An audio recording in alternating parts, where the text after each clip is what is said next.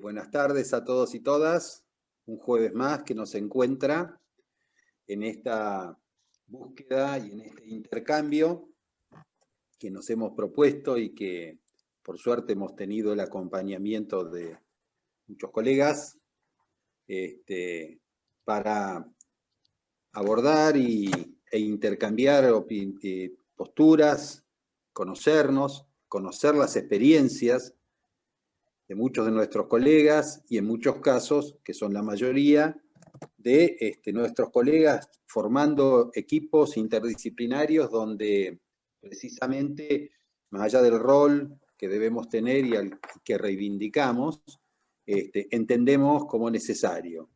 Y esto no tiene que ver ni más ni menos con reconocer la dimensión del problema y, por otra parte, la necesidad de que, más allá de que a lo largo justamente, precisamente, de todos estos jueves y algún martes, hemos querido mostrar algo que pensamos y creo que se va evidenciando, que no hay una sola forma de entrarle al problema. Al contrario, hay muchas, porque además son muchas las necesidades y no siempre el programa, las circunstancias son las mismas, por suerte. Entonces, pero que hay cosas que son como permanentes, o por lo menos debieran serlo, y los hechos demuestran que es cuando se han logrado los mejores resultados. Cuando una de esas cosas que es inalterable es precisamente la participación, el reconocimiento del problema desde una visión más totalizadora, donde el tema no se resume a una cantidad de metros cuadrados, a una cantidad de viviendas, o a ver, pensando solamente en un techo. No porque esto sea poco, sino porque no es suficiente. En ese contexto, nosotros hemos tratado de encontrar experiencias que así lo muestren, pero la mayoría de ellas, o casi todas, o contemporáneas o muy recientes. Porque es cierto también que desde las políticas de Estado, no siempre eso ha sido tan evidente como parece serlo ahora. Y precisamente desde ese lado, el Estado por ahí en la mayoría de los casos entendió esto como una obra pública más, un problema de cantidad, pero hubo momentos donde esto creo que no fue así. Y nos hemos encargado en este espacio también de reivindicarlo, de mencionarlo y de plantearlo como antecedentes muy valiosos, que por desgracia no tuvieron una continuidad siempre, pero que han dejado una huella importante. Y en ese aspecto, creemos que la gestión del arquitecto Oscar Ballestieri, durante la gobernación de Antonio Cafiero, donde él estuvo al frente de la Subsecretaría de Urbanismo y Vivienda de la provincia de Buenos Aires, tuvo precisamente ese perfil.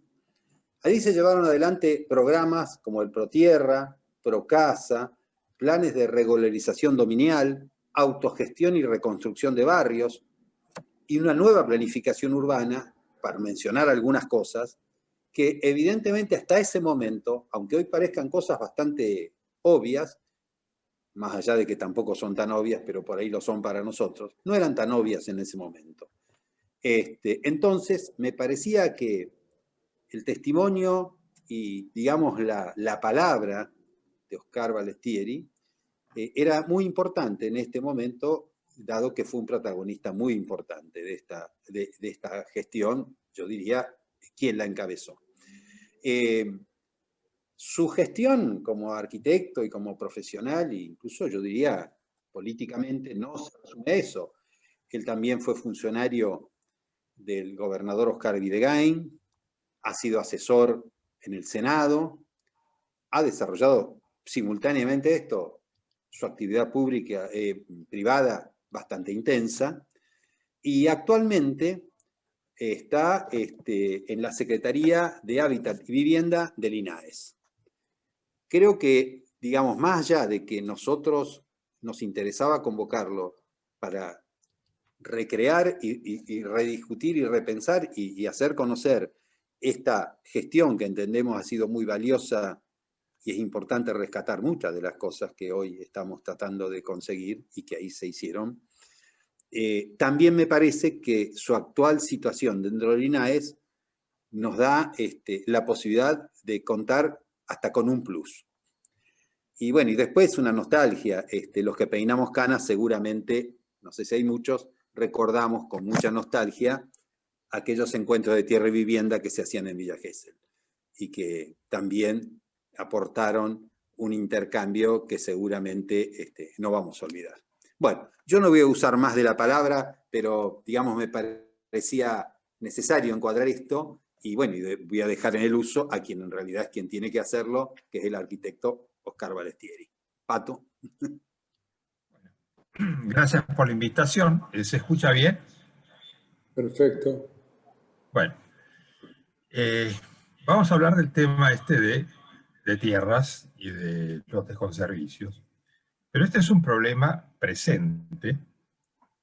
Fue durante todos los años que hemos vivido y está hoy presente. Tuvimos el caso de Guernica, hay ocupaciones de tierras en La Matanza, en José Cepaz.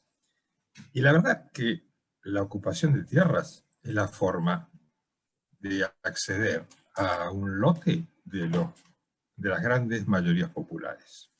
El Estado en esto o ha estado ausente o ha tenido una actividad tan poco representativa que la ocupación de tierras es el método que usa el pueblo para generar el lote, para generar la tierra que necesita para instalarse.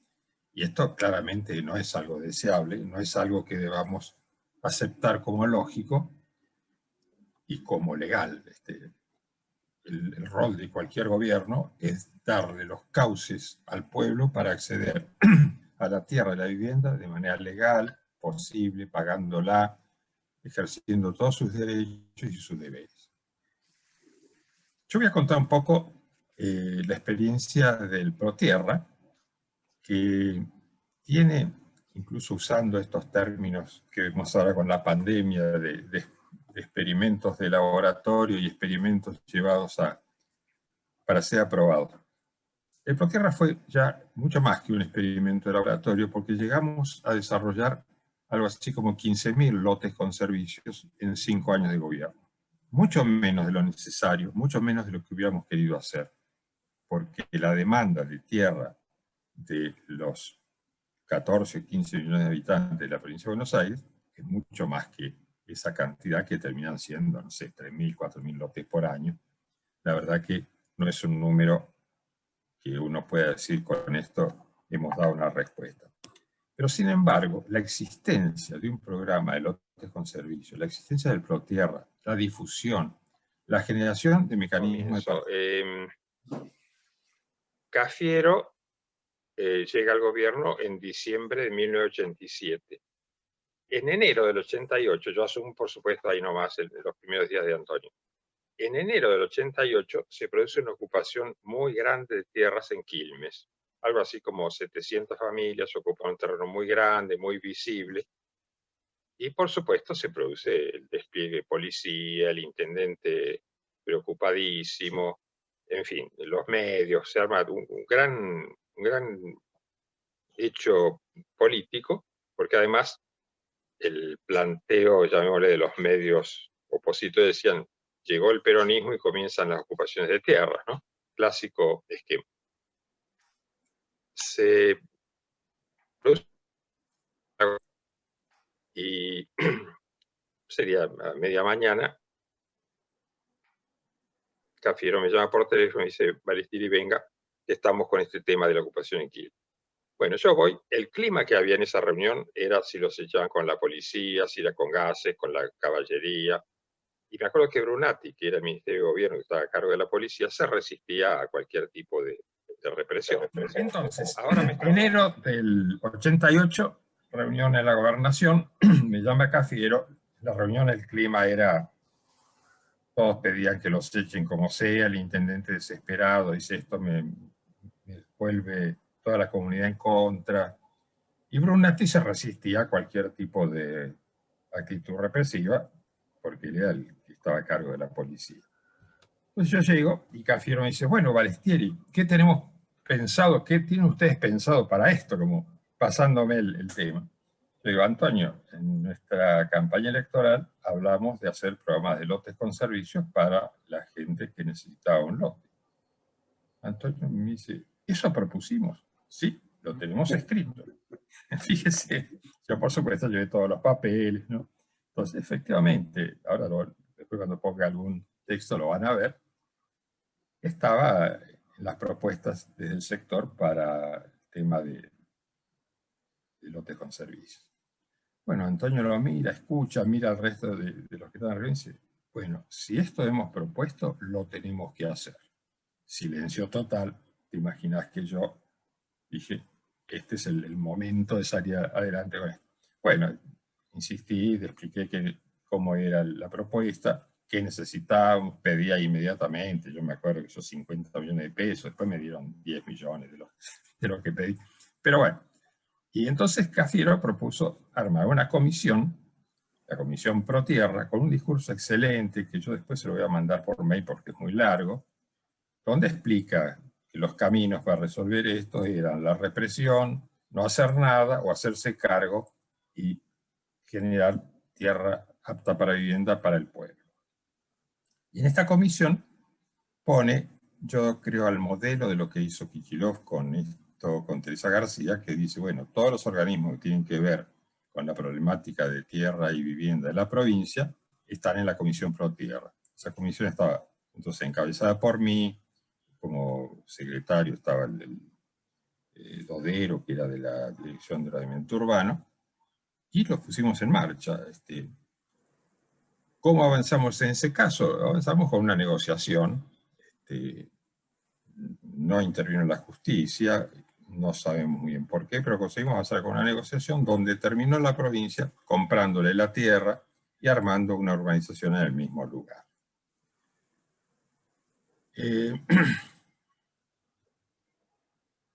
Yo creo que esto fue el comienzo de un camino que pudimos construirlo, bueno, por este tipo de situaciones, porque las casualidades te ponen en carrera, porque las casualidades de la vida política te habilitan un espacio que para nosotros estaba en las propuestas de gobierno plenamente, ¿no? Que era la participación popular y la descentralización de la gestión de gobierno. Fue que hubo una preparación de mucho tiempo anterior y Cafiero era un hombre que pensaba en la planificación del gobierno, esto es, porque su experiencia venía desde haber trabajado en los gobiernos de Perón, del primer plan quinquenal, el segundo plan quinquenal.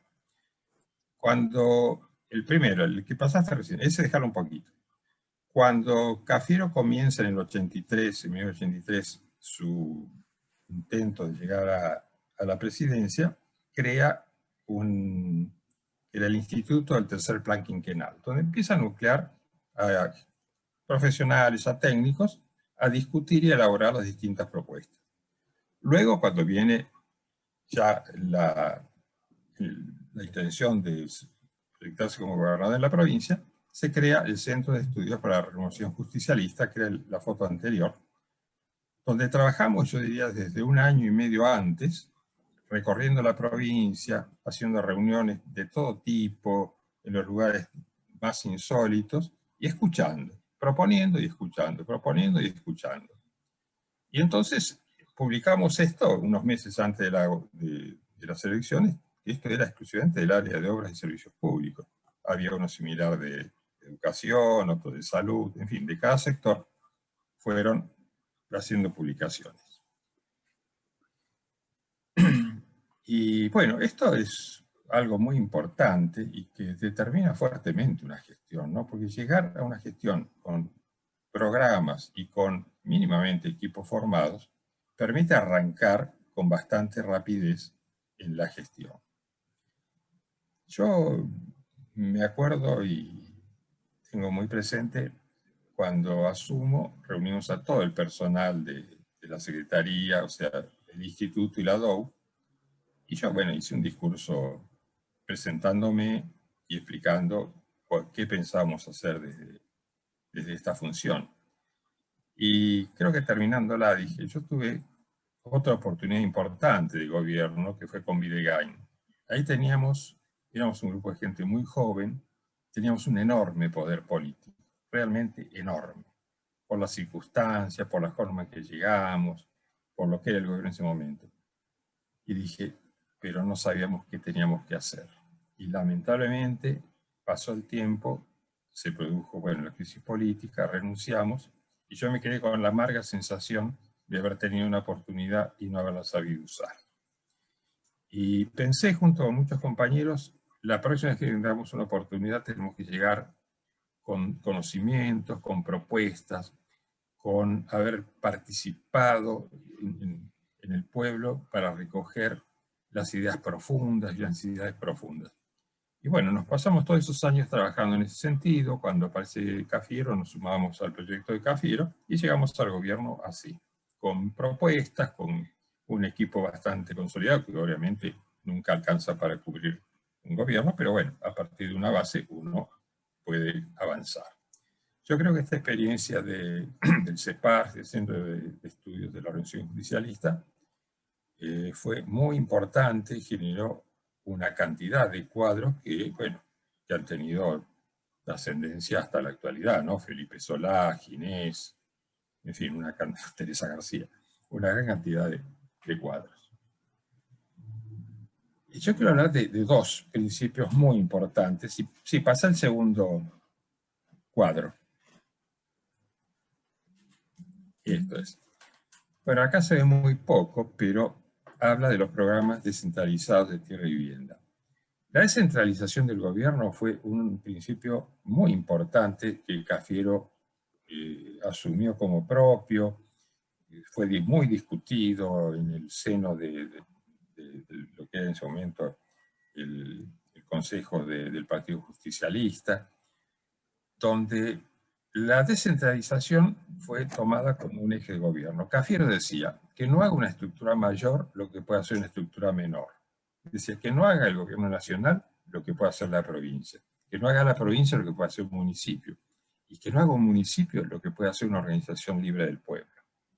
O sea, buscar lo más cercano al pueblo donde se ejecutan, se discuten y se realizan los hechos de gobierno. Esto es muy difícil, es un camino donde uno lo comienza a recorrer y seguramente lleva mucho tiempo con avances y retrocesos. Y allí hubo un momento de discusión importante donde yo creo que Cafiero se tomó conciencia plena de esto. En un momento, bueno, discutíamos que había que pasar, en vez de hacer las obras desde la provincia, había que pasar los recursos al municipio, si se podía una cooperativa. Bueno, en fin, todos estos temas de descentralización. Y Cafiero en un momento pregunta, pero si yo no manejo el presupuesto, ¿cómo voy a gobernar? Y entonces, esta idea ya había sido discutida, ¿no? Entonces la respuesta fue, Antonio, si usted necesita la chiquera para gobernar, fracasó como político. Se gobierna con la política. Y Antonio, que era realmente un estadista, dice, tienen razón, la política tiene que gobernar y no la chiquera. Y ahí fue que se lanzó una aventura de un camino de descentralización en la provincia con luces y sombras. No todo es exitoso, no todo da resultado. Y el otro gran tema es la participación popular. Los recursos del Estado nunca son suficientes. En cambio, la comunidad tiene enorme cantidad de recursos que es necesario movilizar. Para dar un ejemplo muy simple de esto, nuestro país, si uno hace un tema estadístico de 45 millones de habitantes, un crecimiento de 1,6% al año, necesita construir todos los años algo así como, no sé, 200.000, 300.000 viviendas. ¿Cuántas se hacen desde los gobiernos? No sé, a los anteriores. Entre 50, 60, 80 en el mejor de los casos. ¿Y el resto qué? El resto lo construye el pueblo.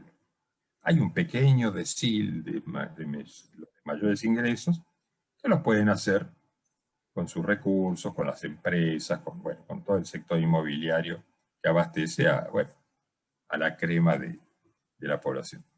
Pero de ahí para abajo, las grandes mayorías populares llegan a una vivienda por caminos donde el Estado está ausente. Con ayuda familiar, con cooperativas, con mutuales, con los parientes, con la casita en el techo de la casa que tiene el padre. En fin, la ciudad está, y esto lo vemos hoy, cualquiera de nosotros que sale a caminar por el conurbano, ve una ciudad en construcción, una obra permanente, una montaña de ladrillos, una montaña de arena en la puerta de la casa, gente trabajando, feriados, días hábiles, en fin, es una ciudad que se construye sin la participación del Estado. Bueno, esta enorme vitalidad que tiene el pueblo es lo que tenemos que poder organizar desde el gobierno, organizar la participación popular, para movilizar los recursos de esta comunidad, no solo los recursos materiales, la creatividad, la inventiva de nuestro pueblo para encontrar soluciones a sus problemas. Toda esta crisis que hemos vivido, si no fuera por la participación popular, resolviendo los problemas de comida, de asistencia médica, de asistencia de todo tipo, desde el Estado era sencillamente imposible de cubrir. Y bueno, esto es un hecho muy importante, que cuando desde un gobierno se toma conciencia de la importancia de la participación popular, la dinámica del gobierno crece inmensamente. Y el otro costado de la participación popular es que promueve la organización del pueblo. Yo me acuerdo acá alguna conversación con Farinello, un cura que hizo muchos proyectos de vivienda, parte de su evangelización era hacer cooperativa de vivienda. Y que en algún momento él decía que una entrega de viviendas, de una inauguración de algunas que había construido en colaboración con nosotros, dice, nosotros aquí no estamos construyendo solo viviendas, estamos construyendo hombres y mujeres del pueblo que se paran sobre sus pies de una forma distinta. Y esto tiene una realidad total, ¿no? El crecimiento de la organización popular a través de los proyectos de tierra y vivienda puede ser muy importante, o puede ser ninguna.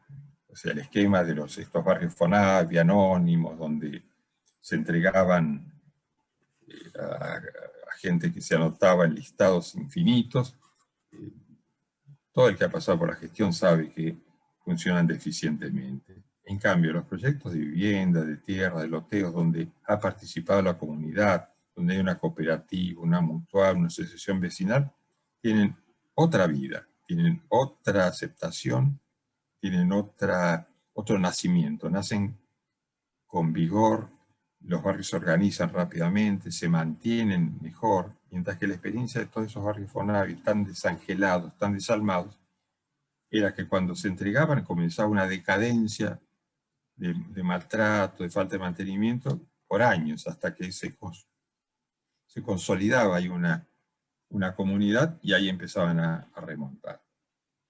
Pero bueno, este tema de la participación popular, como experiencia no solo mía, sino de todo un gobierno, fue muy, muy importante y se aplicó por todos lados, ¿no?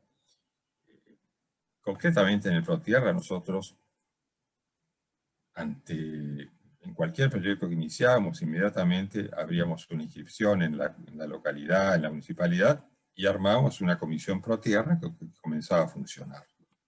Y con, bueno, esta participación tampoco es un camino de rosas. Son difíciles, son conflictivas, aparecen todas las demandas y todos los reclamos, pero cuando comienzan a funcionar son enormemente positivas. Y bueno, esto terminaba en que conseguíamos que desde esas reuniones se ponía el nombre al barrio, se ponía el nombre de las calles, se elegía la ubicación en un loteo. Porque esto que parece una cosa elemental, había gente que quería vivir junto a otra o lejos de otra. Entonces, de pronto había algunos amigos que habían todo esto, querían tener lotes uno al lado del otro. ¿Y por qué le vamos a dar donde a mí se me ocurre como profesional? Es lógico este tipo de elecciones. Ni hablar de los nombres de los barrios, de las calles, que todos tienen profundo significado. Yo quiero pasar también a la parte más concreta, cómo se generaban lotes, cómo se generaban tierra, ¿no? Y podríamos pasar la próxima imagen, que es interesante. Bueno, aquí aparecen todo el listado de localidades donde se hizo, aparece el tema de los cuentos de tierra y de vivienda, todo el tema de la participación, ¿no? Pero yo quería ir a la cosa concreta ¿de dónde sacamos tierra? Bueno, el origen de las tierras. Empezamos con tierras del Estado, algunas tierras que tenía el Instituto, algunas tierras que tenía Vialidad, algunas tierras que tenía el Banco Provincia, algunas tierras que tenían los municipios. Cuando uno comienza a difundir un programa de esto, aparece, bueno, el municipio dice, mira, nosotros tenemos acá unas hectáreas que en realidad lo que le falta es llegar con el agua. Bueno, fenómeno. Entonces ahí armamos un programa donde financiamos alguna parte de infraestructura. Y también, bueno, esto en cuanto al Estado. En cuanto a la comunidad, cooperativas y organizaciones del pueblo aparecían. Hicimos varios desarrollos con cooperativas, con mutuales, donde decían, tenemos la tierra o podemos llegar a comprar la tierra, pero le falta toda la infraestructura, le falta abrir una calle, le falta... Bueno, inmediatamente ahí hacíamos un programa en conjunto, donde nosotros financiábamos lo que fuera necesario.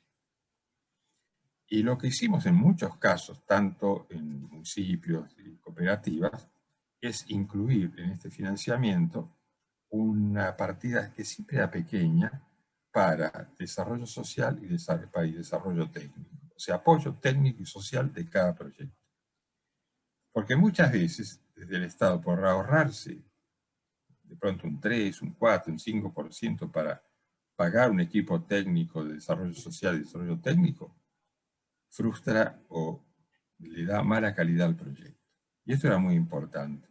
Muchas veces a un municipio le faltaba ese dinero para tener un par de profesionales que atiendan los temas sociales y los temas técnicamente los lotes, ¿no?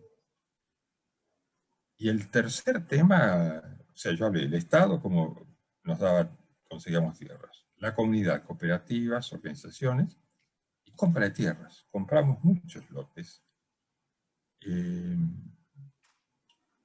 ¿Qué hicimos? Consultamos con los organismos, con otros organismos, cómo hacíamos para poder comprar tierras de manera legal y de manera rápida. Bueno, esto resultó ser sumamente simple. El mecanismo era que pedíamos, localizábamos algún lote o nos proponían desde un municipio algún lote. Esto era muy común, ¿no? Aparecía un intendente y decía, mira, el municipio, yo no tengo tierra, pero hay estos lotes que están en venta, y esta tierra que la podemos comprar, incluir en el ejido y darle ordenadores. Bueno, abramos una negociación. Nosotros, sobre un caso concreto, le pedíamos al Banco Provincia que la tasara. El Banco Provincia mandaba a sus tasadores a cara de perro, ¿no? Ningún compromiso, ningún problema. Pasaban una tasación. Si el precio que nos pedía el particular que vendía estaba dentro de esa tasación, sencillamente hacíamos la compra.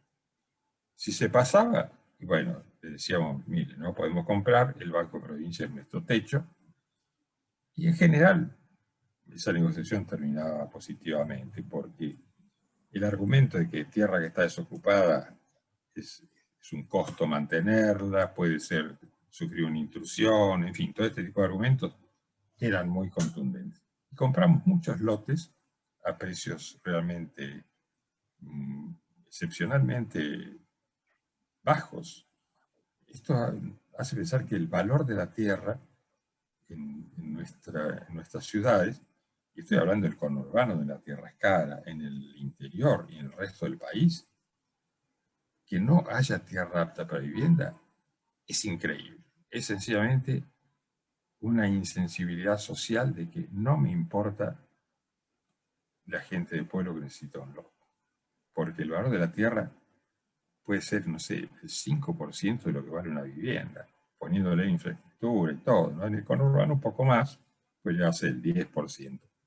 Pero se dan cuenta que yo ponía en oferta 1000 lotes es lo que me costaría hacer 100 viviendas, y 1000 lotes hacen mucho impacto y mucho ruido. Y el otro tema que venía a continuación de llegar a tener la tierra, sea municipal, sea de una organización, sea de una compra, era la ejecución de las obras. Y ahí de nuevo hicimos todo lo posible para descentralizar. En muchos casos a las organizaciones sociales, en otros casos a los municipios. Se hacía un plan de obra, un proyecto, se evaluaba y se giraba los fondos a la municipalidad, en general a la municipalidad, y de allí a las cooperativas o mutuales o organizaciones que ejecutaran las obras, ¿no? En muchos casos hubo cooperativas de trabajo que participaron.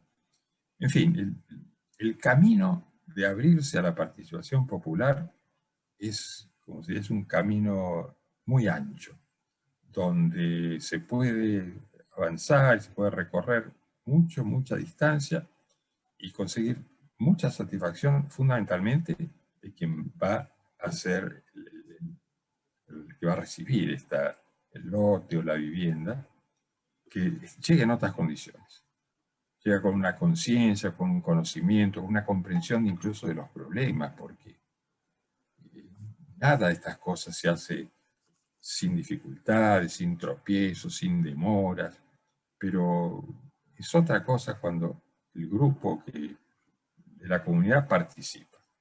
Ahí comprenden, ahí viven los problemas como propios, saben de los esfuerzos y de las limitaciones que tiene uno desde el gobierno.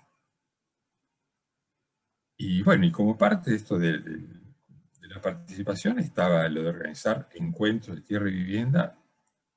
En la provincia era 2 por año, pero en los municipios eran permanentes, 1 por mes, y los del ProTierra eran todavía más, porque ahí por esta cuestión de que fue un programa que arrancó con mucha energía, era sumamente participativo. Y además como cosa cómica. Fue un programa que fue objeto de mucho estudio.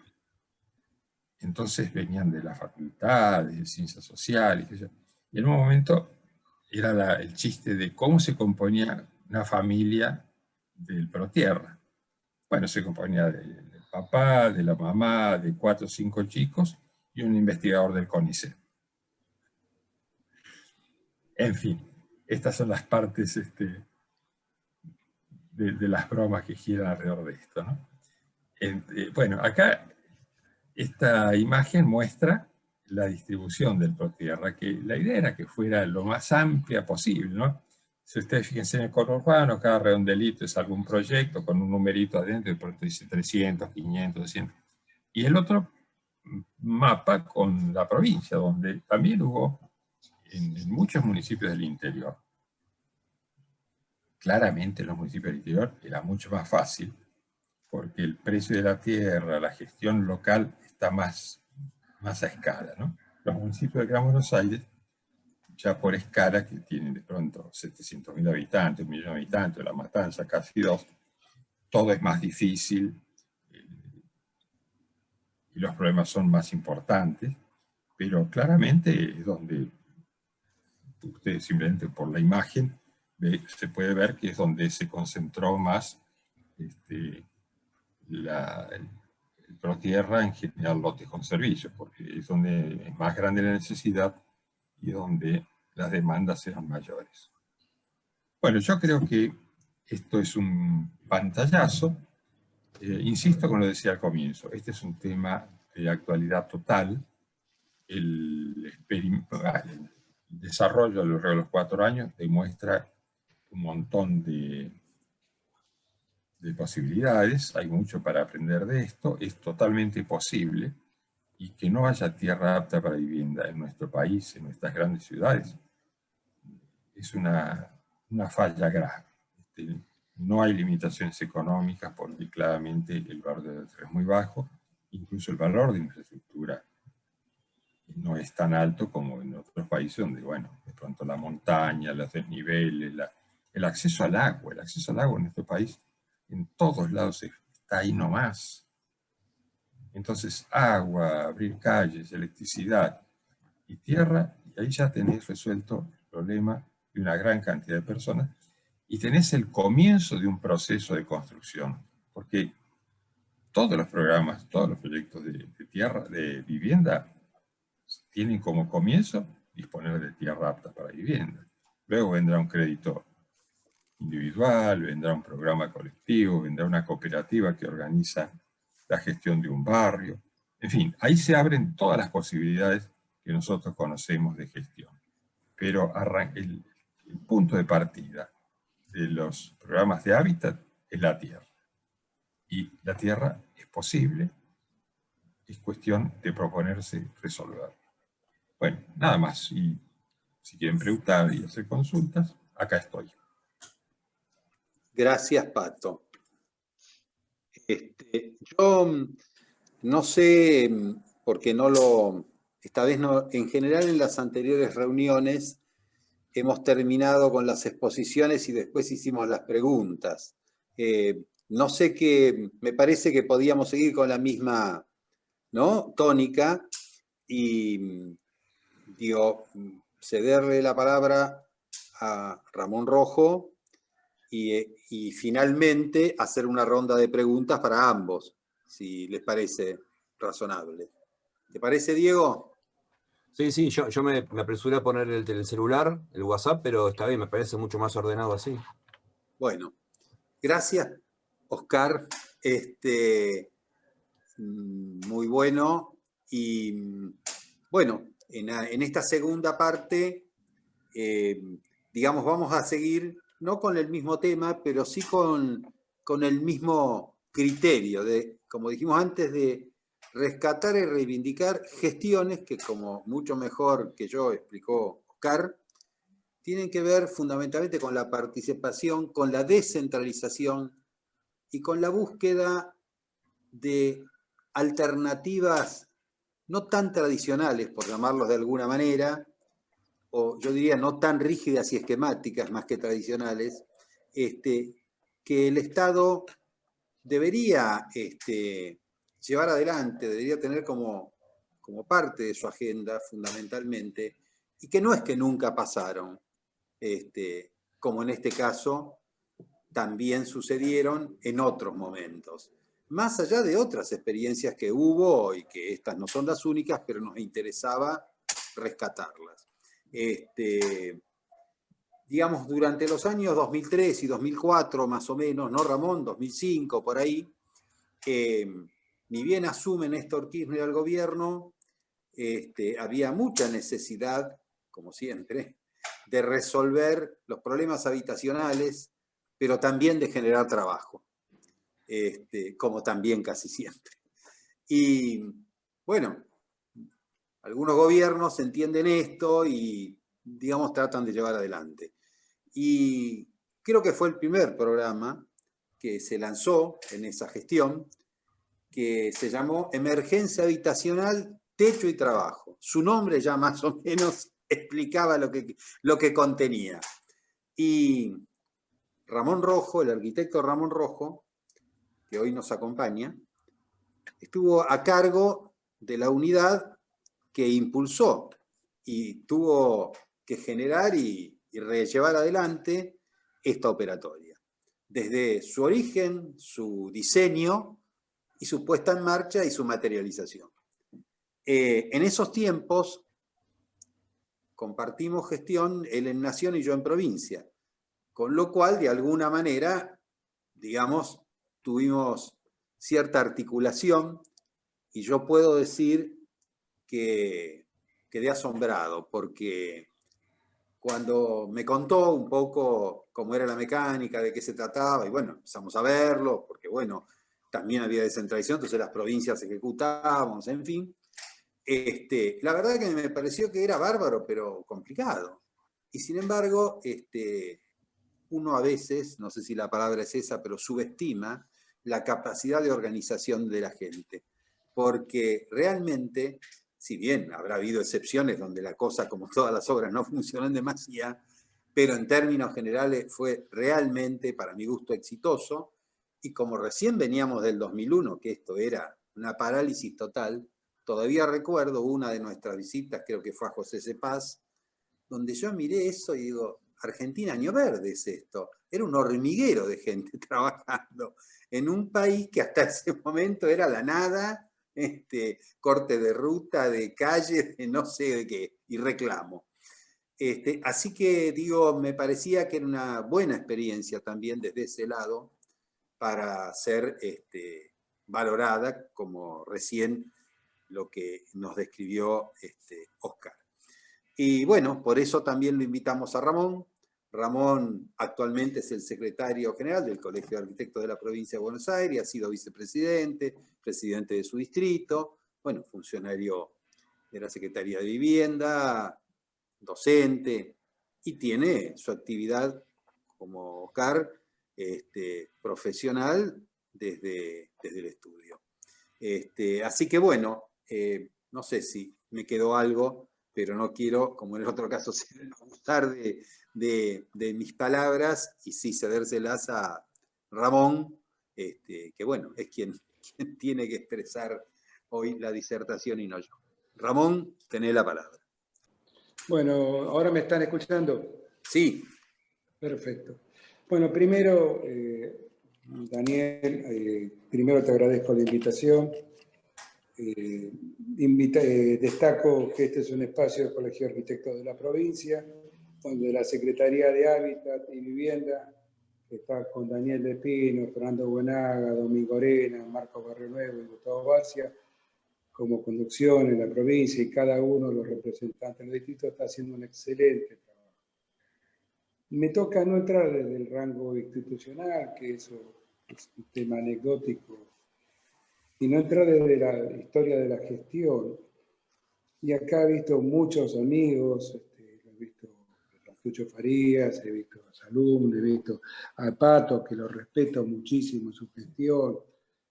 Y bueno, y por ahí alguno que se me va, y discúlpeme, Roberto Frangela y demás. Y Daniel del Pino. Cuando yo voy a hablar de este programa, no traje ninguna imagen.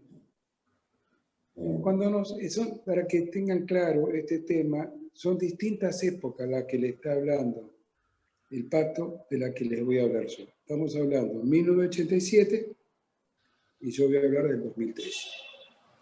2003 después del 2001, después del número X de presidentes, etc. Cuando asumimos el gobierno, nos encontramos con una situación de 200.000 personas en la calle, con reclamos legítimos. De ahí mi gran amistad con Rubén Pascolini. Y no es que me equivoqué de Rubén, es porque es sin acento y es un gran tipo. Y yo siempre le digo, hasta cuando está enojado es una gran persona. Y con tantas personas y demás. Y a mí me tocó desarrollar un tema que ya venía de Santa Cruz, armado de una manera muy embrionaria, y darle un marco de nacional, escribir el programa Techo y Trabajo, que después se cambió el nombre a Emergencia Habitacional porque ya en la Secretaría de Vivienda había existido un programa que se llamaba Techo y Trabajo. Pero no obstante, así todo, para todos los muchachos, Techo y Trabajo quedó como Techo y Trabajo. O sea, listo, ya está. ¿En qué consistía el trabajo? Bueno, ahí tenemos que hablar justamente de lo que está hablando el Pato, el sentido, la oportunidad, el trabajo con la gente. No había habido vivienda para nada durante añares. No había habido gestión pública de vivienda popular. Entonces, en algún punto, cuando empezamos a desarrollar, y me acuerdo cuando le llevé este programa a Daniel, que era director general de obras en el IPB, que estaba el Vasco Ibarlucía de interventor,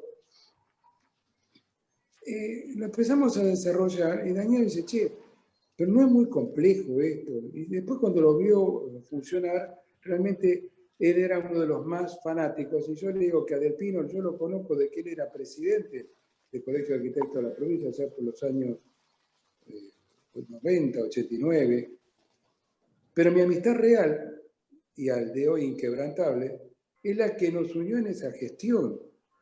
Porque en la gestión de gobierno es donde vos estás absolutamente comprometido trabajando codo a codo con el otro. Este programa consistía en generar cooperativas de trabajo. Cooperativas de trabajo a los cuales se les daba una capacitación, que ahí tuve un gran arquitecto, jovencito en ese momento, hoy está en el Instituto de Vivienda de Santa Cruz, especialista también en estos temas, que es Roberto Andrino, hincha de Vélez, fanático. Y él me capacitaba a todos los obreros de todas las cooperativas, se les explicaba cómo trabajar, cómo construir, toda la historieta. ¿Cómo consistía esto? Crear cooperativa de trabajo, no de vivienda, de trabajo. Formarlas, capacitarlas, comprarles la ropa, comprarles las herramientas, comprarles el equipamiento, comprarles los libros y al mismo tiempo encargarle la construcción de 4 viviendas. Esas 4 viviendas deben a ser para los miembros de la cooperativa. Terminado eso, hay que construir 4 más, que iban a ser también para los miembros de la cooperativa.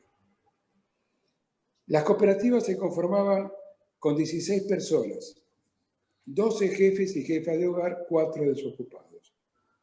Obviamente, el trabajo se desarrolló con los municipios y con las organizaciones que estaban en la calle, la FTB, Barrios de Pie, Movimiento Evita, perdón, por ahí si me olvido alguna, les pido disculpas, todas, hasta Castells construyó viviendas en el Chaco y en Corrientes. Y el territorio era todo el país. El territorio era todo el país. Acá era muy importante el apoyo que el municipio también les daba a la cooperativa. La síntesis, yo me fui del programa más o menos en el 2006, 2005, siguió otra gente a cargo del programa, hoy no sé cómo está, pero creo que sigue estando, y se tuvo 32.000 personas ocupadas y generamos 5.000 viviendas en esos 2 años y pico de gestión. En esto que se comenta, creer un poco más en lo que sería la organización popular, la capacidad de la gente de organizarse. Hay algunas cooperativas que una vez que se dieron cuenta cómo era la historia, salían a competir y a licitar viviendas. El detalle, concretamente, era Alto Comedero, en Jujuy, Milagro Salas. Yo he estado en Alto Comedero, esas viviendas son del Programa Federal de Emergencia Habitacional, que permitió organizar a la gente, capacitarla, darle trabajo y después darle la vivienda. A ver, el detalle era fondos perdidos del Tesoro Nacional. ¿Qué significa esto? La nación ponía dinero en las provincias y ese dinero, por recupero, iba al Instituto de Vivienda de la provincia de Buenos Aires, en este caso particular, si vamos a hablar de Buenos Aires, cuando se escrituraba la casa con una hipoteca a favor del IPB por lo que la persona debía. Las cuotas eran bajísimas, pero había cuotas. Néstor Kirchner insistía que la gente tenía que pagar por la vivienda, no se les regalaba. Y era una lucha total contra el punterismo que exigía que la vivienda sea regalada. Y el presidente de la Nación que decía, la persona, aunque sea poco, tiene que pagar por su vivienda. En aquel momento este programa surge de un problema que hubo en Caleta Olivia hace muchísimos años, donde en algún momento, no me acuerdo si fue Julio De Vido o quién, ante el problema que era de petrolero, sí, pero ahora le vamos a hacer vivienda. Y una señora le dice, ¿y para qué quiero vivienda si yo lo que necesito es trabajar? Y ahí es donde surge aquella idea de generar, con la excusa de la vivienda, el trabajo para contener la gente. Esa gente que hicimos, que contuvimos y enseñamos, y cada tanto le volvíamos a comprar el equipamiento, las máquinas, la ropa, etcétera, etcétera. Y la organizaban por la 2068 como cooperativa de trabajo, gran cooperación del INAES en aquella época. Esa gente después quedó como obrera, capacitada para trabajar en los planos federales de vivienda, que fue la segunda etapa de la Secretaría de Vivienda de aquella época. No escucho que me están hablando, perdón. No, ya está, Ramón, alguien que silenciamos. Continúo, perdón, no sé. Sí. Bueno, a ver, la idea, vuelvo a insistir, acá es destacar que los barrios, que las organizaciones populares de golpe entendían la importancia de esto, porque era darle vivienda y darle trabajo. ¿Cómo era el circuito del dinero? El circuito del dinero, en realidad, en esto tengo que darle lo que decía el Pato recién. A mí me tocó una época, en ese sentido, bastante fácil, porque como no había habido vivienda para nada, vos ibas a un municipio y decías, yo te voy a hacer 500 casas. ¡Ay! ¿Tenés tierra? Inmediatamente aparecía alguna tierra por ahí, excepto que lo hubieran vendido. Pero el que tenía tierra la ponía. Entonces, por ahí, bueno, pero yo tengo a mi gente, bueno, pero tengo también la organización popular acá, que hay que sacarlos de la calle, o los preferís en la calle haciendo quilombo, o los querés trabajando en tu ciudad. Se le llegaba a una negociación, se trabajaba fluidamente y se lograba el objetivo. Me acuerdo las viviendas de Olavarría, que fueron las primeras que con Del Pino entregamos. Y cuando fuimos a entregarlo, y me acuerdo de un señor que era el intendente, gran intendente, Helios Echeverri, había dos cooperativas que a mí me llamaron la atención porque eran perfectas, impecables, no había nada que decirles, ni un ápice. Y una era la de los presos y otra era la de los homicidas. Conclusión, me apersoné a charlar con la cooperativa y le dije, ¿qué es lo que pasa? ¿Por qué son tan perfectos? Y me dice, arquitecto, usted nos dio trabajo y nos dio casas. A nosotros, ¿quién nos da trabajo con estos antecedentes? Y además nos enseñaron. Lo importante después de esto que me llamó después, ahora se me fue el nombre, ya estoy viejo, perdónenme, de Lenosa, me dijeron, explícanos cómo funciona el programa, que se los expliqué, y ahí salió el agua más trabajo, que también fue un programa que al día de hoy sigue vigente, con el cual uno de alguna manera termina dándole la infraestructura de servicios que necesitan ciertos lotes para ser urbanos en la provincia de Buenos Aires, para poder ser subdivididos, para poder ser escriturados, para que la persona tenga el dominio perfecto de la tierra. Entonces, este programa implicaba una negociación permanente sobre muchos factores. Me acuerdo que estábamos Parrilli, Bochi Metón del Arraigo, Berni, Cámpora del Trabajo, Enrique Deive de Trabajo, estaba yo por planificación y coordinaba ese grupo Rafael Folonier. Eran los que compatibilizamos, porque a uno le pedían tal cosa, al otro le pedían tal otra, al otro le pedían tal otra, y dijimos, che, vamos a juntarnos todos y hacemos una ventanilla única para que pidan en un solo lugar. Hasta que alguien lo llamó la Armada Brancaleone y entonces se desarmó ese grupo operativo que funcionaba en la Rosada. Pero ese grupo operativo era el equilibrio para que las organizaciones populares dejaran de tener el lugar de discusión en el campo de la calle y pasaran a tener el campo de la acción de construir casa para su gente con trabajo para su gente. Mi amistad con Rubén Pascolini viene de ahí. El gran trabajo que hicieron la FTV en aquel momento fue excelente. Entonces, lo que de alguna forma lo que transmito es que a veces la gestión de gobierno implica tener el traste pegado en la silla y una voluntad de trabajo muy grande, y articular y sortear muchos obstáculos. Vale decir que las cooperativas que hacíamos de trabajo generaron soluciones habitacionales en Jujuy, en Catamarca, en San Juan, en Neuquén, en Río Negro, discúlpenme que me confundí, en Entre Ríos con mi amigo Irigoyen, en Gualeguaychú y después en Salto, en Corrientes, en Chaco.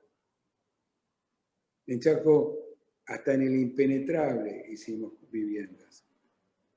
Y las hizo Castells, que es contestatario, que es difícil, pero la vivienda las terminó.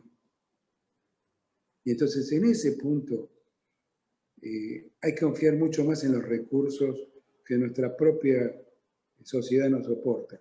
Implica mucho trabajo. Eso sí, los costos eran mucho menores que con las empresas y los niveles de terminación eran mejores que con las empresas. Ese es otro detalle. Lo que habla Daniel del Pino fue una experiencia que yo lo invité porque en José C. Paz está Mario Ishi. Difícil, conmigo excelente. Pero tiene un secretario de Obras Públicas que era Dante Primiterra, que era más loco. Se llama el loco Dante, nadie lo conoce de otra manera. Y un día le digo, loco, qué lindo sería hacer las viviendas de Evita con los techos de tejas. ¿Saben qué hizo? Le puso techo de tejas con madera a la rama federal y la vivienda estaba de otra manera. Era techito de chapa y con cielo raso armado. Cuando fue Daniel no podía creer, se encontró con 500 casas con techo de tejas. Eran chalets, por la misma guita. Entonces, en algún punto, también se molestaba. Y el resto ya lo dejo para que ustedes saquen sus conclusiones. Yo me fui del programa después de 2 años y pico de gestión.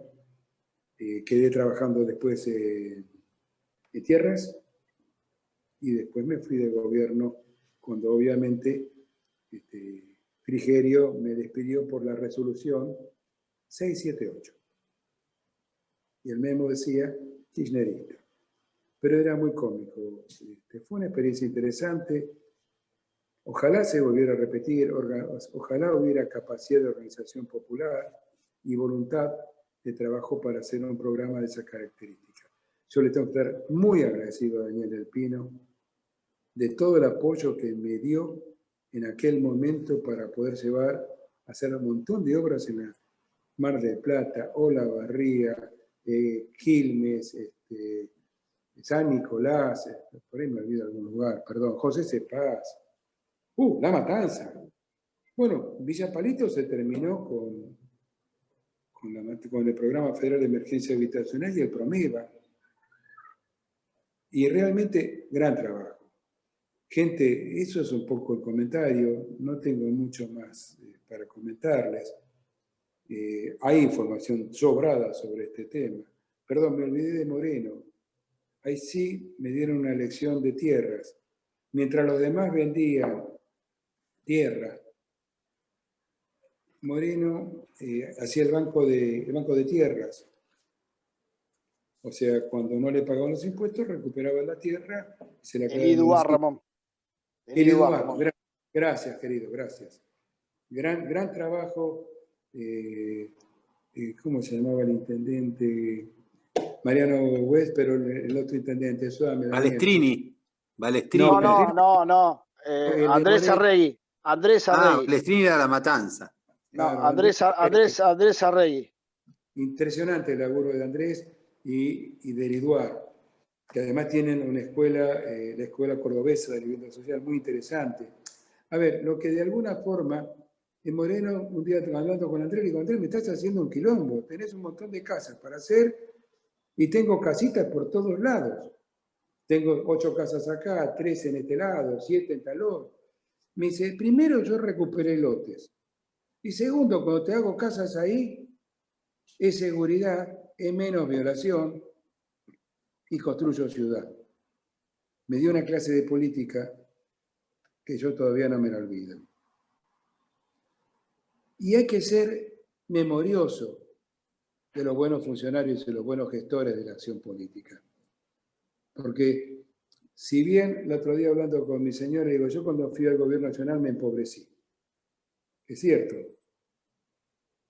Pero lo concreto es que lo que aprendí y lo que respeté de gente que pela el culo en una silla a favor de los demás, aunque muchos no lo reconozcan, es difícil. Yo sé lo que ha hecho Milagros Sala, lo que ha hecho Milagros, Nando, Noro, la troika de la Tupac Amaru, la cantidad de viviendas que han construido, de la forma en que se organizaron y con los excedentes de producción hicieron la pileta para los pibes, que después se demolió. Y con los excedentes de producción, con la plusvalía, compraron las máquinas para que las compañeras aprendieran a coser. En Chaco había las cooperativas que le compraban la madera para las viviendas, para las ventanas. Tenían unas ventanas de algarrobo que las quiero yo en mi casa, les aclaro. Pero era impresionante. Había un pueblo que solamente hacía carpintería. Se le compraba ahí. Y realmente fue interesante. En la Empresa Brancaleone me olvidé de mi amigo Sergio Berni. ¿Está? Y fue una experiencia sumamente interesante, de mucho compromiso, pero siempre este tipo de cosas, gente, hay que contextualizarlas en el momento político, en el espacio político. Veníamos del 2001, de un país que estaba totalmente arrasado, y perdón, me olvido, cuando le aparecí el 3 de febrero a Hugo Curto, le digo, Hugo, quiero hacerte viviendas acá. ¿Viviendas? Sí, sos capaz de darme. Entonces me trae un proyecto Olmedo, secretario de Obras Públicas. Y me trae un proyecto de 250 viviendas. Le digo, ¿nada más? Me queda mirando y me dice, ¿me das más? Sí. Eso sí, para poder dar más, tenía un respaldo político de mi ministro y de mi secretario de Obras Públicas. Queda claro, ¿no? No era que era yo que daba las viviendas. Era el presidente de la Nación que a través de esa cadena de mando daba las viviendas, para que no se la crea nadie. Eso era el brazo ejecutor de un programa. Y fue el señor que redactó el programa. De esto hay muchos que pueden dar testimonio. Después hubo otros que se arrogaron la autoría intelectual. Y debo hacer un espacio para mi gran compañero. Fuimos los dos directores que manejamos el programa al principio, que se nos acaba de ir, Rubén Ferioli. Rubén trabajó conmigo en la organización del programa de una manera brillante en los primeros 6 meses, que fueron los más difíciles. Y después se fue al desarrollo social con Alicia Kirchner. Pero gran tipo, gran funcionario, y lamentablemente este año falleció. O sea que también es importante recordar a veces a los amigos que también han trabajado codo a codo. Era un cabrón, se peleaba conmigo cada 2 minutos, pero más allá de eso, funcionario excelente y tipo probo como los que hay más. Bueno, no tengo mucho más para comentarles, era eso. Me olvido. Sí, importante. ¿Cómo funcionaba el programa?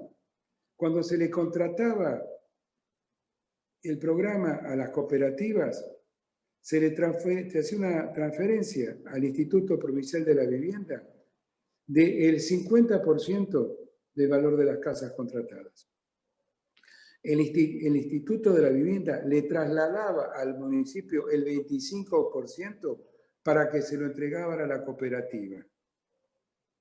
Cuando la cooperativa hacía una certificación de ese 25%, yo automáticamente disparaba en Nación el otro 25%, pero como el Instituto de la Vivienda ya tenía guita de antes, automáticamente le transfería al municipio de La Plata. Con este circuito de certificación controlada, con un control del Instituto de la Vivienda de la provincia, siempre, y del municipio, siempre, es donde se logró hacer esa cantidad de viviendas, con esa cantidad de colegas, compañeros y compatriotas que aprendieron, comieron, y me acuerdo que una señora me dijo, porque los que no tienen una necesidad no saben lo que es tenerla. Y ustedes no saben lo que significa esto para nosotros. Y no era un agradecimiento hacia mí, sino un agradecimiento a una política de Estado. Si no hay un Estado presencial que planifique, que esté al lado de la gente, estamos jorobados. Va a haber especulación inmobiliaria y va a haber negocios inmobiliarios. Y la tierra hoy es el elemento más caro y más difícil de conseguir para resolver un problema.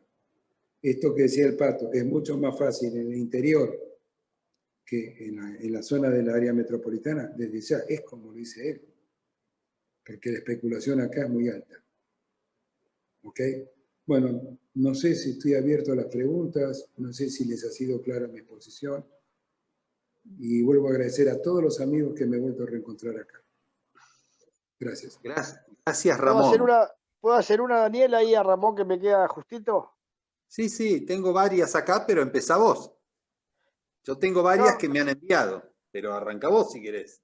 Disculpa, no, porque quiero reconocer a Ramón. En ese momento el colegio era cuando él asume y pelea esto, lo quiero decir públicamente, estábamos en una situación medio complicada en el Colegio de Arquitectos, y Ramón se hizo cargo, puso el pecho de plantear un montón de cuestiones, y lo quiero reconocer públicamente, porque fue algo interno, una reunión de todo el oficialismo, la oposición en Banfield, y estuvimos los 10 referentes de cada distrito acompañando, y pidió el acompañamiento. En ese momento trató de hacer la unión donde había muchos zafarranchos, y nos hizo muy bien a la institución. Creo que de ahí empezamos a generar, hoy estamos cada vez llegando a tener la esperanza de tener la unidad para la próxima, y creo que Ramón fue en ese momento, ya hace bastante tiempo, uno de los generadores de la unidad. O sea, eso se lo quiero reconocer, decirlo delante de todos, y aprovecho para hacer la pregunta. Ramón, vos, ¿cómo ves estas nuevas, hay nuevas programáticas? Lo estamos viendo, mañana estamos, justo nombraste el lugar, y estamos entregando 364 viviendas todavía de planes federales de TUEPA, con cooperativas, y bueno, con todo esto que estamos viendo.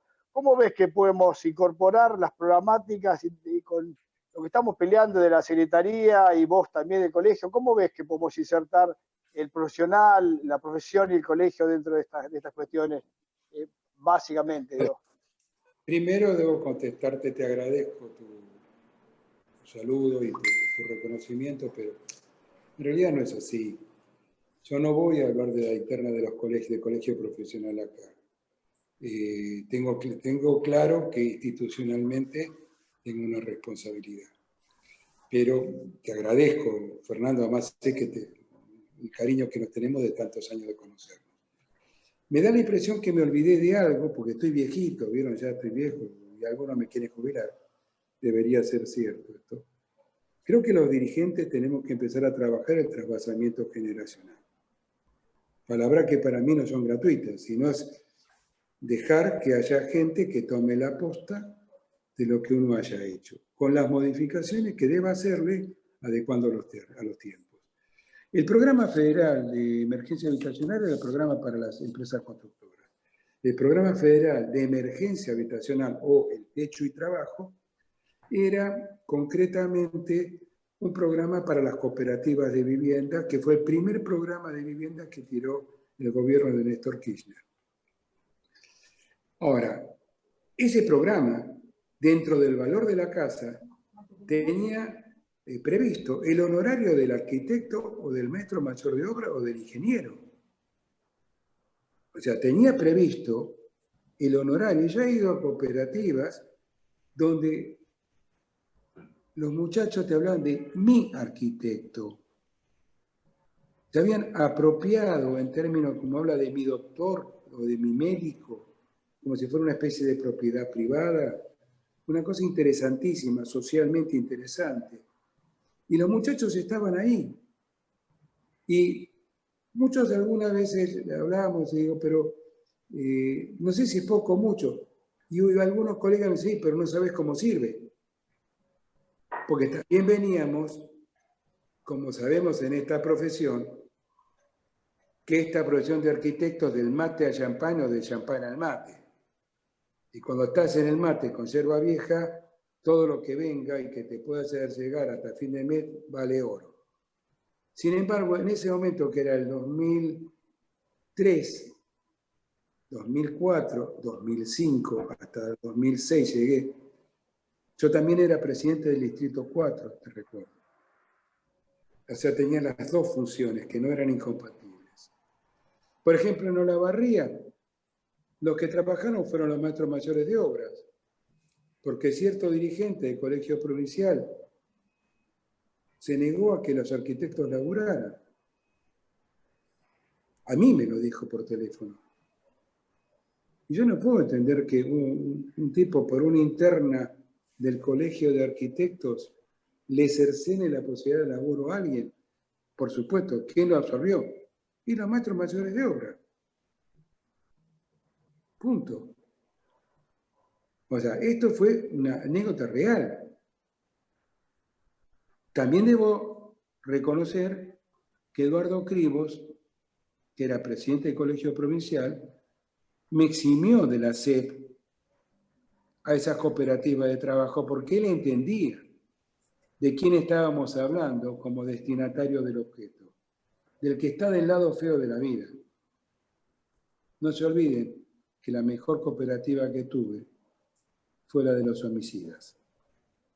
¿Quién les daba trabajo a esos homicidas? Ese es el detalle. Bien, gracias Ramón. Bueno, yo acá tengo varias preguntas que me han ido pasando. Yo voy a empezar ahora con Oscar, para así lo dejamos descansar un poquito a Ramón. Y tengo, bueno, para Oscar tengo, ¿cuál es la diferencia entre las cooperativas de su época con las actuales? ¿Tenían la misma composición que hoy tienen? Bueno, el mundo de las cooperativas es muy, muy amplio, muy extenso. Pensar que hay, qué sé yo, cooperativas eléctricas que son millonarias, hay cooperativas ACA, por ejemplo, cooperativa agrícola, y están las cooperativas de los cartoneros, las cooperativas de los sectores más pobres de la comunidad. O sea, hay de todo. El mundo de las cooperativas y mutuales incluye a toda la sociedad.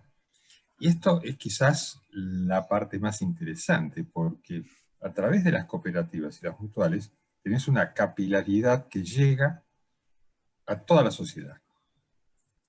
Y esto es en temas como tierra y vivienda, es muy importante, porque como decía recién Ramón, de pronto aparecen tierras de municipio, aparecen tierras de una cooperativa, aparecen, en fin, recursos que hasta que vos entras a mover esto, no existían. Esta participación de la comunidad genera oportunidades, genera situaciones que hasta que vos abrís la participación, no las tenías. No sé si con esto te contesto. Bien, supongo que sí. Bueno, otra para Oscar, ya que estamos con Oscar. En el ProTierra, ¿se puede decir que es precursor de la ley del hábitat? Si es así, ¿qué opina de la nueva ley? Al crecer tanto el conurbano, ¿cómo lo adaptaría? No, por supuesto que la ley del hábitat es un avance fundamental. Yo les recuerdo que el 8912 es un decreto ley del proceso, no es una ley de un legislativo. O sea, la ley del hábitat viene a avanzar sobre una realidad mucho más rica, más importante, incluye, en fin, todos los temas de que quien urbaniza debe aportar una parte de las tierras a la municipalidad, todo esto es muy importante. Y bueno, todo es antecedente de lo que vino después. Y yo, en mi experiencia, creo que no inventamos nada, simplemente adaptamos a realidades cambiantes, situaciones, ideas y conceptos que otros desarrollaron. Creo que esto es tremendamente... No, decía que seguramente la ley del hábitat debe tener alguna lectura, no solo del ProTierra, sino de todo lo que se ha hecho en el país y en la provincia durante todo el... Bien, bien. Siempre me llamó la atención, y de manera positiva, la articulación del programa, para mí seguirá siendo el Techo y Trabajo siempre, la articulación con otros programas, con el ejemplo de Villa Palito, por ejemplo, ¿no? O Tomás Esquina en Corrientes, que vos tuviste que ver también con la radio. Ese también lo conocí, sí. No, la pregunta era, a mí me parece excelente lo de Villa Palito, que soportó el programa, soportó después el Más Vivir Arriba, digamos, una simbiosis, una Promeva, combinación de programas. Promeva. Sí, Promeva, no, pero concretamente en la vivienda, digo, Sí, sí. se juntaron también varios programas, por supuesto que en el barrio también actuaron varios programas. No, la única duda era porque yo conocía la experiencia de Esquina y la de Palito, dos dimensiones totalmente distintas, ¿no? No, Digo, pero se Palito debe un imaginar. monstruo, Esquina una cosa más, mucho más linda, más interesante, más romántica, Por eso espero que no se lo... pero menor. Si había habido alguna otra articulación en otros lugares, digo, con otros programas. Uno de los temas que te puedo contar una anécdota de Esquina y después te digo la articulación. O sea, te divido en dos partes. Lo de Palito, hay una gran organización dentro de la villa respecto de la resolución del problema de Villa Palito, que lo resolvieron. Es más, hace poquito me llamaron para saber si yo estaba en el gobierno o algo por el estilo y les comenté que no, que estaba retirado. El detalle es el siguiente. En Esquina era un gran pozo donde se juntaba todo el agua y se inundaba todo. Entonces consiguieron una parcela que siguió el municipio y hubo un trabajo social que hizo el arraigo en aquel momento, donde trabajó mucho con todos los integrantes. Inclusive me acuerdo del caso que la vivienda tenía un dormitorio y un matrimonio le cedió ese dormitorio al otro porque tenía más pibes. A ese nivel estamos hablando. Y lo más cómico es que cuando vamos a inaugurar las obras y a llevar el cheque con la guita, habla un representante del Instituto de la Vivienda, habla el Desarrollo Social, hablo yo, y viene un viejito. Se para y dice, bueno, llegó la platita, ahora hay que trabajar. Fue el discurso más político de todos. A los 4 meses teníamos las 50 casas. Y ese fue un tema. Hay que trabajar. Ahora, el otro tema, también gran trabajo, en el cual, cuando entregaba la vivienda, que era un orgullo para nosotros después de semejante, recuerden que cada cooperativa tenía 16 personas y tenían 4 casas. Si vos tenías, por ejemplo, 40 casas, empiecen a multiplicar 16 por 10. Son 160 personas. No es un chiste. Además, había que conformar toda la parte reglamentaria del INAES. Todos los libros, es una cooperativa. Tienen que llevar todas las cosas en regla. Es una cooperativa de trabajo. Y resulta que cuando entregamos las viviendas, vamos justamente, no me acuerdo si fue Esquina u otra ciudad de Corrientes, me parece que era en Corrientes. Y vamos ahí y me encuentro con un abuelo que había criado 2 pibes, habían muerto los 2 padres. Y los chicos, los 2 chiquitos, ¿eran en Esquina? En la esquina. Y los 2 chiquitos dormían en un cajón de manzanas. Entonces, ahí me cae la ficha de que yo le estaba entregando una casa vacía. Y hay gran gestión, que costó un llamado telefónico de Daniel Arroyo. Le cuento más o menos cómo era el tema, Sergio Berni con Daniel Arroyo, y Daniel empezó a poner las camas, la mesa, porque si no, vos como estás, un tipo que lo sacaste de las latitas y del ranchito, y después lo pones una casa que está bárbara, pero está sin una silla para sentarse, sin una mesa, nada.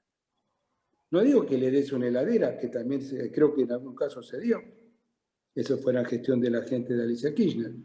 Pero también hay que ver que como arquitectos hacíamos la casa, que está bien, era lo que yo tenía que hacer, y coordinar para que se lograra ese objetivo. Pero también había que darle los elementos como para que significativamente se elevara socialmente, para que se siente a comer a una mesa, que no tiene que ser una gran mesa, pero tiene que haber una mesa para comer y una cama para dormir. Esto no es menor, y lo planteo porque son cosas que me han pasado y que golpe yo no tenía en cuenta hasta que la realidad me pegó un sopapo en la cara. Esas son las articulaciones que después se hicieron en todas las viviendas, porque también Desarrollo Social se dio cuenta de este tema, entonces ya, che, avísame cuando terminás para que yo mande las visitadoras sociales para que te completen tal cosa. Lo cual fue una articulación, y la mayor articulación la tenés delante mío. Se llama Daniel del Pino. Lo que Daniel se comprometió con el Vasco Ibarlucía y el Instituto de Vivienda para que las cooperativas salieran en la provincia de Buenos Aires con gestión pura, no tiene precio. Te lo digo yo, porque además Daniel también sí sabe sobre la temática de vivienda, claro, ¿no? Por último te comento, por si no lo sabes, que esos vecinos que vivían alrededor de la laguna, que servía de lugar para asearse, para bañarse, porque no tenían otra cosa, entre ellos no se relacionaban. Y el programa hizo que se integraran, y yo participé en un acontecimiento, en una fiesta, donde me llamó mucho la atención los chicos jugando, y un compañero de Corrientes me decía, bueno, yo le decía, bueno, pero todos los chicos juegan. No, dice, esto hasta hace poco no jugaban entre ellos. Hace poco no se daba, excepto el viejito. ¿Sabés de quién hablo, no? ¿Cómo? El viejito. Al viejito le dieron unas tareas más de administración, y que yo pues no estaba en condiciones de poder... No, el viejito trabajar. era el que tenía una mujer con 5 hijos y otra con 6. Ah, Y no, las no, pensé mujeres que era el hicieron hacer abuelo. las 2 casas juntas y el viejito se quedó en la laguna. Y como las mujeres se fueron, dice, bueno, alguna guainita aparecerá, el viejito. Quedó en el medio de la laguna, fue la única casita que quedó. Eso me acuerdo porque me mataba de risa.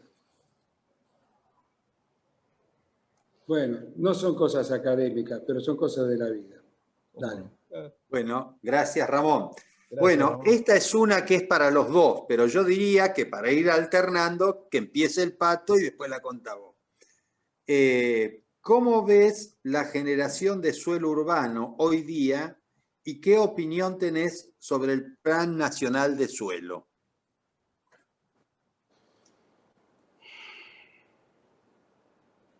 Que es la primera vez que el tema del suelo urbano aparece como un programa de gobierno. Claro. A partir de ahí podemos empezar a hablar, porque si no estaba ni siquiera en los papeles, mal podíamos concretar nada, eran excepciones. Yo creo que es una tarea tremendamente importante haber llegado a esto, que tiene que ver con todo un desarrollo de la comunidad, de la conciencia, de las leyes, ¿no? De la ley del hábitat, que empieza a hablar de todas estas cosas hace varios años, y creo que esto abre digamos, un horizonte de trabajo muy optimista, muy positivo. Insisto, la primera vez que entra en la agenda pública el tema de tierra. Este es un cambio de la noche al día. Salir de la oscuridad y comenzar a caminar.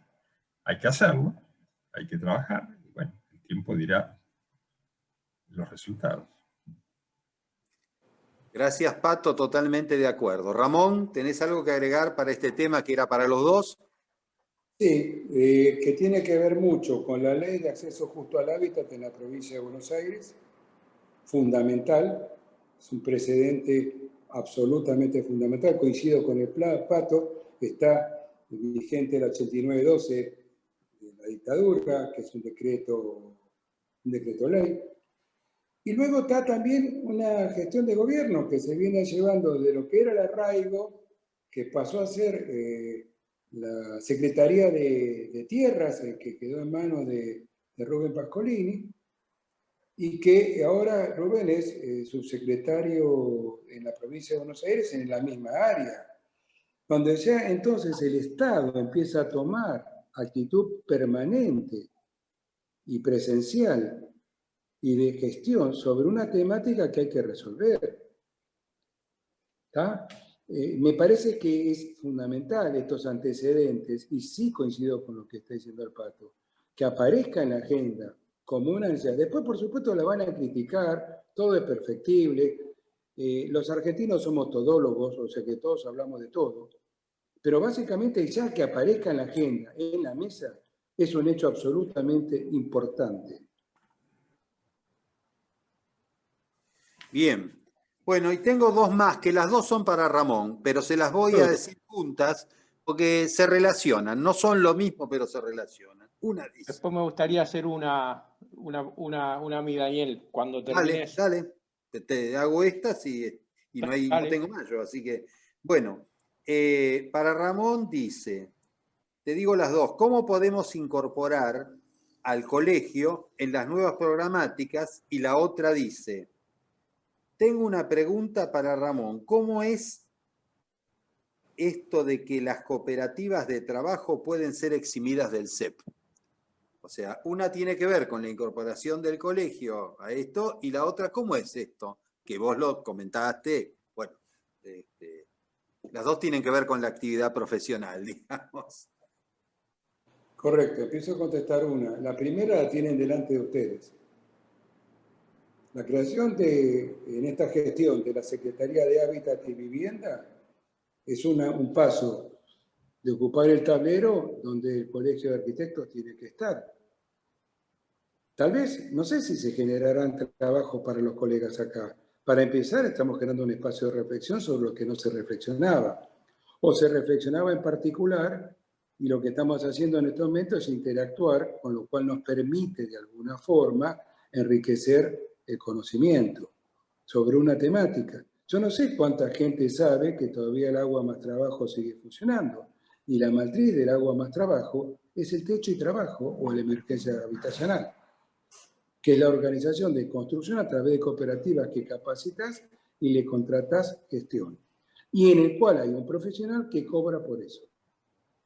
Luego, la pregunta que me están haciendo sobre la SEP fue una resolución que sacó el Colegio de Arquitectos allá por el año 2003, porque el valor de la vivienda era un valor no alto, era un valor bajo.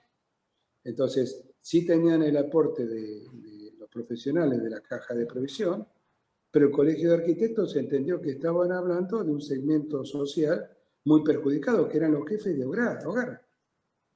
Entonces, además que el profesional cobraba un honorario que estaba fijado ya por cada vivienda cuánto era, que era superior al valor de la tasa del 69-64 del año 65, pero además fue eximida por una resolución del Consejo Superior.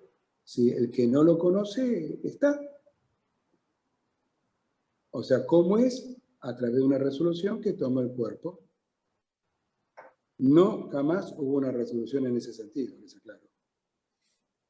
Sí, hubo un antecedente, si mal no recuerdo, a principios de los 90, de una resolución. ¿Cuál, Daniel? Yo no me acuerdo de él. ¿Cuál era, querido? Y no me acuerdo, yo te estoy hablando de memoria, pero creo que hubo. Bueno, pero es posible. Bueno, creo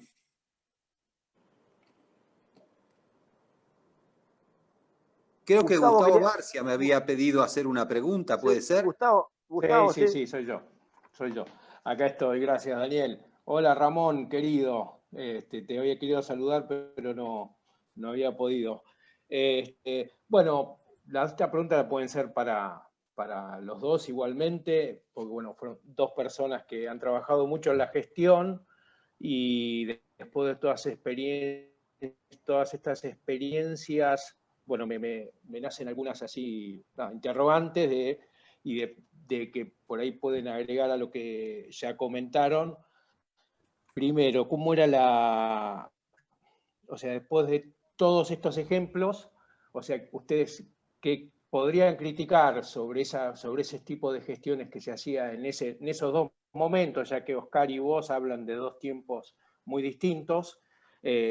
Por otro lado, cómo era el rol del arquitecto y cómo lo ven hoy en territorio, y el rol también de la mujer en las cooperativas, que hoy se lo ve como, y creo que para mí siempre fue muy determinante, si en esas experiencias eran así, y si en realidad hoy parados donde están, pueden, o sea, decir, bueno, hemos logrado, más allá de hacer viviendas, también lograr una transformación a ciudad, y bueno, hoy con una perspectiva y parado ya sobre hechos totalmente consumados, bueno, ¿cuáles serían ustedes, dónde verían los más débiles y más fuertes de todas estas experiencias? Esto yo, por lo menos una parte. En algún momento yo decía que todos estos trabajos de tierra y vivienda transforman a las personas. Y esto es lo relevante, ¿no? Los que participan en un proyecto de construcción del hábitat, en cualquiera de sus funciones, crecen enormemente como personas. Sí. Parados sobre sus pies, ¿no? En sentirse seguros en un lugar, ocupando un lugar en el mundo. Y esto es quizás lo más importante. Y supongo que sí, que también se crea ciudad, a veces con más suerte y otras con menos suerte, pero el crecimiento de las personas es impresionante.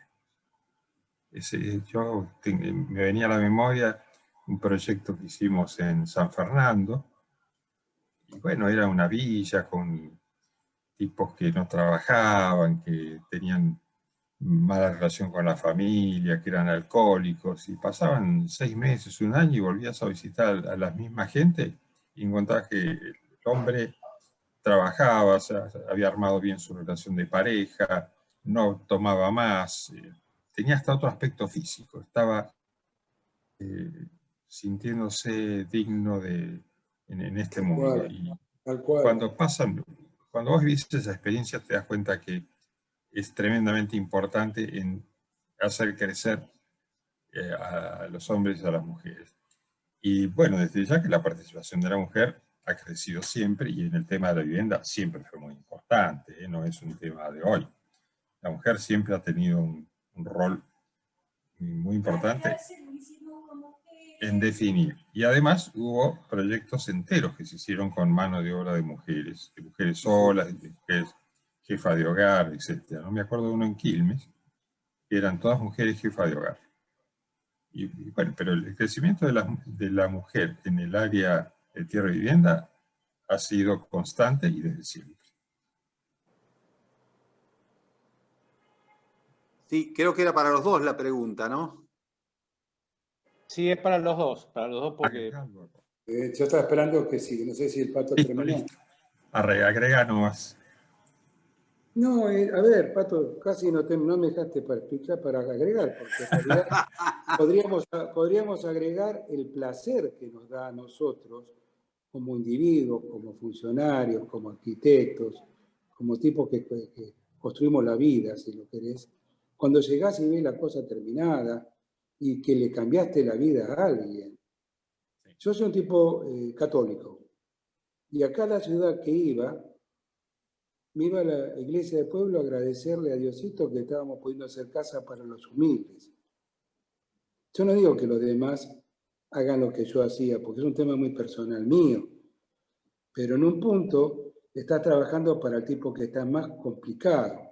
Y esto que vos decís, que ves al tipo que como que se elevó cualitativamente, es absolutamente cierto. Y te contesto, Gustavo, tuve cooperativas exclusivamente de mujeres que soldaban retícula, filigrana, y levantaban las paredes, y en algunas las mujeres eran las que hacían de capataces para cagar a pedo a los vagos. Pero bueno, es otro tema. Vagos no lo vamos a inventar nosotros, están, pero y las ponían en caja.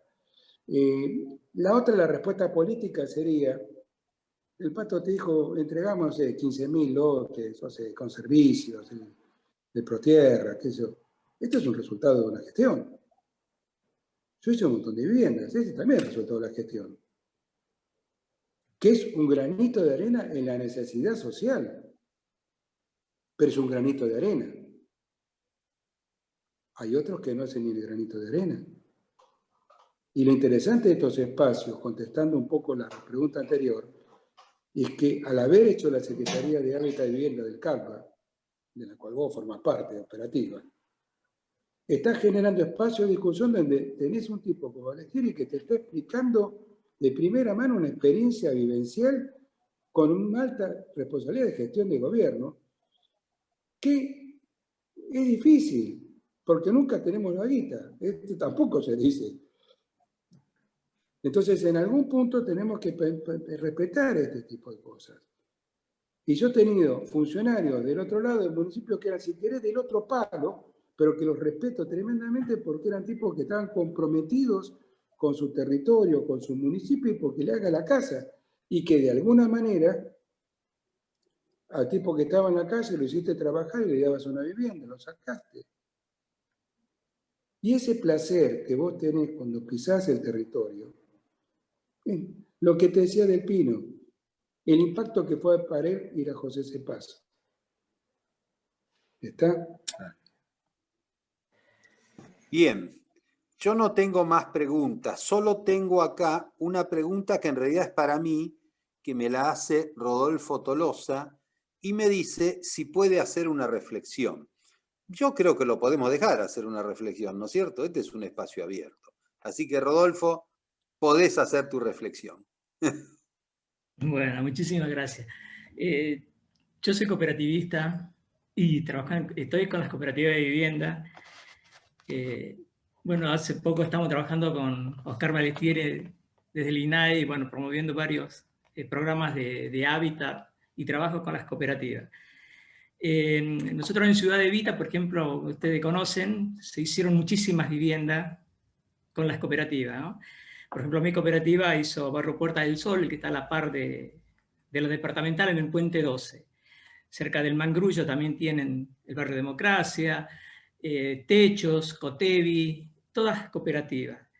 Y yo escucho a los dos y los dos coinciden casualmente en lo que decimos nosotros siempre. Las cooperativas son las herramientas que deben usar los funcionarios para el desarrollo del hábitat. Y estamos totalmente convencidos, incluso ustedes mismos lo dicen. ¿Y por qué? Porque nosotros conocemos la zona donde cada uno está, conocemos la idiosincrasia de la gente, lo que contaba recién el arquitecto Rojo, y él decía de cómo se recuperaron a veces gente de una villa o de un mal vivir en ese momento, cómo después cambiaba.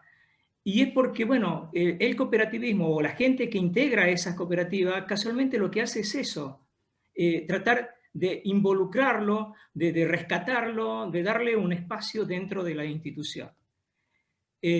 Nosotros siempre decimos, y lo que decimos siempre, nunca le queremos regalar nada a nadie, y es verdad. ¿Por qué? Porque si yo le pregunto, ¿vos sos albañil? Bueno, vení a ayudarme a levantar tu casa. No, soy techista. Bueno, hagamos el techo. Sos un inútil, pero no creo que seas incapacitado para decir, bueno, hago un cimiento, cavo unos pozos para hacer la tranquera. Y si realmente estás imposibilitado, bueno, por lo menos sé el sereno de esa hora para que nadie se robe nada. O sea, siempre se le trató y se trata en lo posible de que genere casualmente esa actividad y se vuelque a ser un hombre útil. Con las mujeres también decimos lo mismo. Nosotros hay varias cooperativas de construcción que son exclusivamente de mujeres y que han trabajado con todos nosotros, ¿sí? Y eso lo desarrollamos y lo vemos. Y siempre nos basamos en lo que decimos nosotros. No solo se construyen viviendas, tratamos de dignificar un hogar. Básicamente pasaba por ahí. Entonces yo les agradezco realmente como cooperativista y me siento contento de escucharlo, de ver que sí, es la cooperativa el camino y ustedes me lo están confirmando. Les agradezco muchísimo los dichos de todos, ¿sí? Y gracias por dejarme participar un poquito. Daniel. Sí.